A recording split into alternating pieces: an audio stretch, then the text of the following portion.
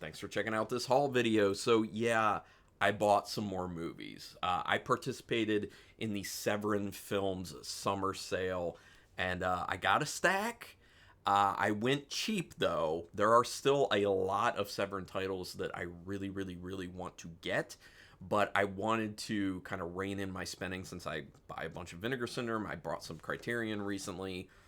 Also bought some things from Cauldron Films, which I'm going to do a video on at some point. So I reined it in, and they had some really good deals. They had great deals on films that were under $10. Ridiculous. So I was very excited by that.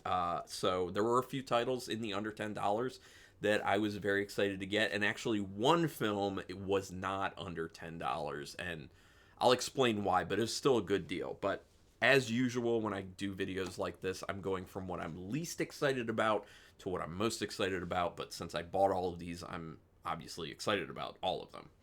So anyway, let's go with the first one. The first one is Drowning by Numbers.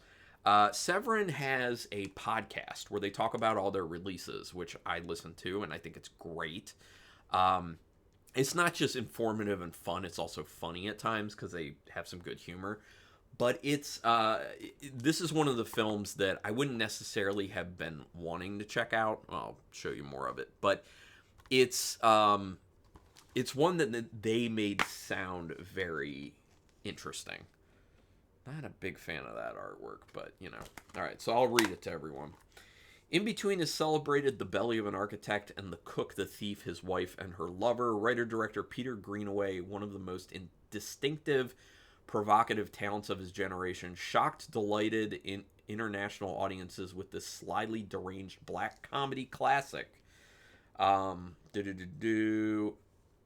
People star as three generations of women who murder their husbands in an unsettling salvo of sumptuous visuals, macabre capers, and numerical mischief. It's a fascinating brain buster of very bad manners. It sounds fun. I mean, like dark comedies, I'm into it. Also, on their podcast, they were saying that if you really pay attention, you can count all the numbers. They're like, there's a series of numbers that pop up within it. So, might be a fun thing to do. Drinking game, maybe. I don't know. I don't really do that, but anyone out there who does. But yeah, this one seems like a lot of fun. It's what I'm least excited about, but I am excited about it. It seems like could be a good deal. So Drowning by Numbers. The next one is one that I've had my eye on for a while, and I believe a while ago a subscriber had told me that they saw this film, actually may have purchased it from Severin, and they said that they really enjoyed it, and that is Wax Mask. It's a Dario Argento Presents film. Who directed it, though? Sergio Stivoletti. So, yeah, Sergio got it with the slipcover. This has been on their website for a long time. Like, they cannot get it to move, hence making it under $10. I like this, although this just probably makes people think of Terminator. It does that for me, but it looks cool.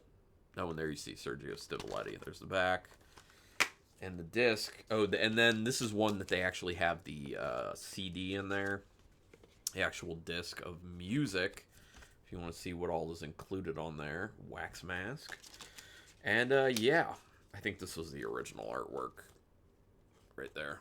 There you go. Let's read about it. In the mid-90s, Dario Argento approached a physically and professionally ailing Lucio Fulci to direct one final production, an over-the-top shocker about grisly murders at a Paris wax museum. But when Fulci passed away only weeks before filming began, Argento turned to Sergio Stivoletti, the FX genius on Phenomena, Opera, Demons, and Cemetery Man, to make his feature directing debut. This is hailed as an old-timey luridness married to state-of-the-art gore from a screenplay co-written by Fulci with cinematography by Sergio Stivoletti. Yeah, so I'm excited for it. You know, I'm just big. Most people will know if they've been watching my channel long enough. I'm big into just older Italian cinema in general. Well, horror, that is. Man, this slipcase is a little hard to get on there. It's very, very tight. But yeah, Wax Mask. Interested, check it out.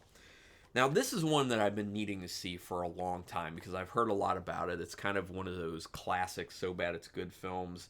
The Horror of Party Beach. It says weird atomic beasts who live off human blood. I've seen clips from this, and it looks amazingly terrible. Like, the costuming is just ridiculous, and yeah. So I finally went ahead and got it because it was under $10. I mean, obviously, it looks like a terrible Creature of the Black Lagoon ripoff, obviously. Uncut on Blu-ray for the first time ever. In 1964, 20th Century Fox released an independent shocker shot in 2 weeks for $50,000 outside Stamford, Connecticut, which is actually, isn't that where Vinegar Syndrome has their headquarters? By local producer-director Del Tenney and advertised as, quote, the first horror monster musical. More than 50 years later, this absolute classic of exploitation cinema returns like you've never seen or heard it before.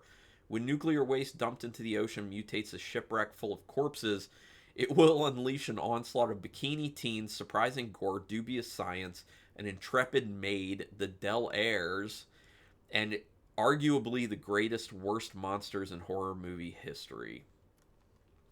Sounds like it's up my alley. Like I said, I've seen portions of this before, and I needed to check it out in its full form. So, The Horror of Party Beach. Next one is one I don't really know much about. I was just kind of looking at it.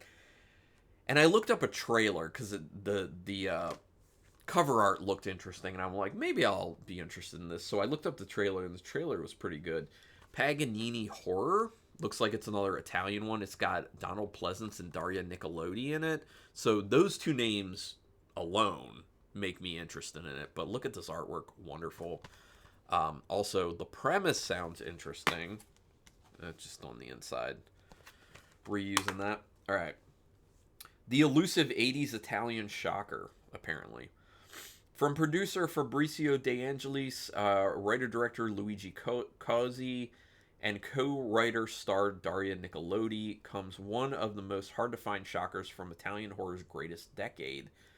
When an all-girl rock band records an unpublished song by Niccolo Paganini, the 19th century composer said to have sold his soul to the devil, they will unleash a skin-tight spandex nightmare of extreme violins, cheesy power ballads, Suspiria-influenced lighting, and outlandish satanic havoc that Quiet Cool calls serious fun. It drips with as much love as it does with blood and gore. Sounds awesome. I don't know. Let me know in the comments if you've seen it and what your thoughts are. Looks great. Paganini Horror. I'm into it. Second to last one is one I have seen before. I love this as a so bad it's good film. Starring the incomparable Udo Kier is Blood for Dracula. This is one that's been on my list to get for quite some time, and it was under $10, so the price was certainly right on that one. A Paul Morrissey film who also did Flesh for Frankenstein, which I was on Flesh for Frankenstein. Like, it was a so bad it's good, but in comparison to Blood for Dracula, no comparison, really. Blood for Dracula is so much better, in my opinion. Udo Kier's performance in it is so over the top and ridiculous, and that's what makes the film. Immediately after completing Flesh for Frankenstein, writer-director Paul Morrissey and star Udo Kier created what remains a sumptuously depraved Euroshocker, cunning political allegory, and wickedly funny horror that obliterates the line between art and bad taste. It does. Desperate for virgin blood, Count Dracula, Kier in performance Flavorwire calls one of cinema's top 5 best Draculas, journeys to an Italian villa only to discover the family's 3 young daughters are also coveted by the estate's Marxist stud.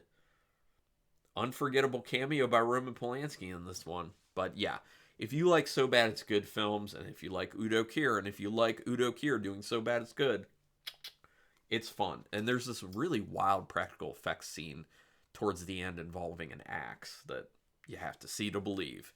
So very excited to finally own Blood for Dracula. Might watch it this October. And then the final film that I got, which is actually a TV show. It was a series made for TV in Italy. And I was very surprised because this one just came out kind of recently, actually. And I think within the past year on their site. And I was very interested in it, but it's dropped to like $18. Like, not even a full 18. It was like $17 and some change. And I was like, I got to get it because it's got my girl. Edwige Fenech in it. And this is Private Crimes, Edwige Fenech production. She's in it, directed by Sergio Martino. I love Sergio Martino films. I love Edwige Fenech, her acting, and just her in general. So I needed to have this at some point. I don't love the cover art there, but there she is, looking beautiful as usual. And it's on 2 discs. Got some good maggot, like bloody maggot action. Or always get switched up on this over here. Looking good. Let's read about it. Oh, I had seen also online somewhere that it was clearly kind of inspired by Twin Peaks, which, you know, I'm a huge Twin Peaks fan. Love it. Nearly 25 years after their legendary Gialli collaborations, Your Vice is a Locked Room, and All the Colors of the Dark, star Edwige Fenech and director Sergio Martino reunited for this 4-part, 6-hour television miniseries co-produced by Fenech through her company Imagine eCinema. When a prominent businessman is found murdered, an ambitious newspaper reporter, played by Fenech, and a local police inspector will uncover a bizarre web of small-town corruption, violence, and dark secrets, with suspects that include, and then it, you know, says a bunch of names of people I don't really know. Yep, scanned in 2K. I'm excited. Sounds like a good time. Looks like a good time.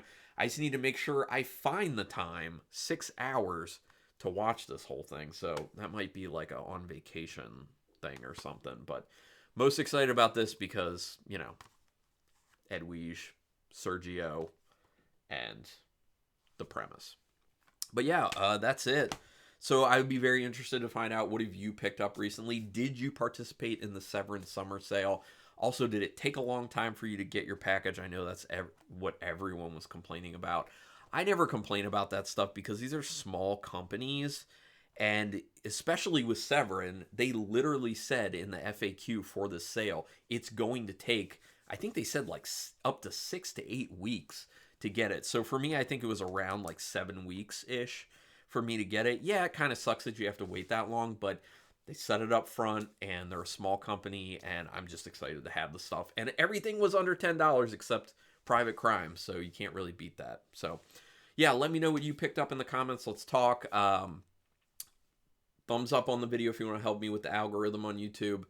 Oh, yeah, there you go. Sometimes this happens. My computer will just do this, and it's kind of ridiculous, but I think it's also kind of fun. Big finish, right? And then, it totally threw me off, though. Subscribe to my channel. That's your best way to repay me for all the free content. You can hit the notification bell button if you want to know when I'm putting up new videos. But regardless, thank you so much for taking your time to watch this. And until next time, keep it brutal.